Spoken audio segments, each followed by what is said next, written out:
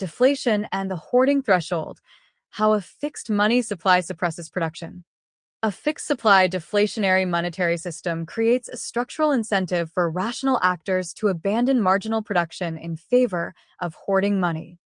Under conditions of perfect information, this outcome is not accidental or psychological, but mathematically implied by the monetary system itself.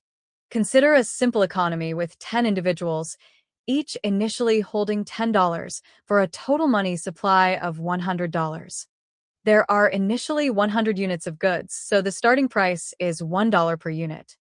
Each individual has the opportunity to undertake a productive project, but their productivity differs. Ordered from highest to lowest, the projects generate 10, 9, 8, 7, 6, 5, 4, 3, 2, and 1 additional units of capital respectively. If every individual undertakes production, total output rises by 55 units, increasing the quantity of goods from 100 to 155, while the money supply remains fixed at $100. Prices therefore fall from $1 per unit to approximately $0.645 per unit. In other words, merely holding money generates a purchasing power gain of roughly 55%. Under perfect information, each individual understands this beforehand. Every actor compares two alternatives: produce capital or simply hold money and benefit from the deflation caused by the production of others. Once the expected appreciation of money exceeds the expected return from production, hoarding becomes the rational choice. However, this changes the equilibrium itself.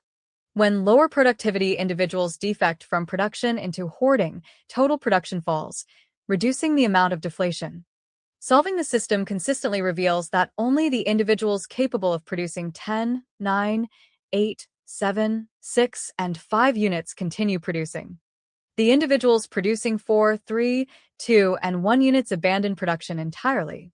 At this equilibrium, total production rises by only 45 units instead of the possible 55. Total goods increase from 100 to 145, causing prices to fall to approximately $0.689 per unit. The purchasing power of money therefore rises by 45%. The equilibrium stabilizes precisely at the point where the marginal productive return equals the expected appreciation of money itself. The individual capable of producing 5 units continues producing because his productive return still exceeds the 45% gain from hoarding. The individual capable of producing 4 units defects because holding money now yields a larger return than productive activity. The economy therefore produces only 45 units instead of the possible 55, achieving merely 81.8% of its productive capacity. The missing productivity is not destroyed by scarcity, technology, or lack of ability. It is suppressed by the monetary structure itself. The distortion emerges because fixed money transforms increases in productivity into increases in the purchasing power of idle money balances. Deflation therefore allows passive holders of money to capture gains generated by active producers. Money itself becomes a competing yield against production. Under perfect information, this creates a fundamental contradiction within a fixed money system. The more productive the economy becomes, the greater the purchasing power appreciation of money. But the greater the appreciation of money, the more attractive hoarding becomes relative to marginal production.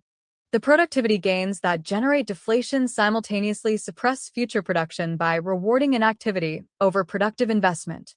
In equilibrium, production continues only until the return from producing capital equals the expected return from holding money.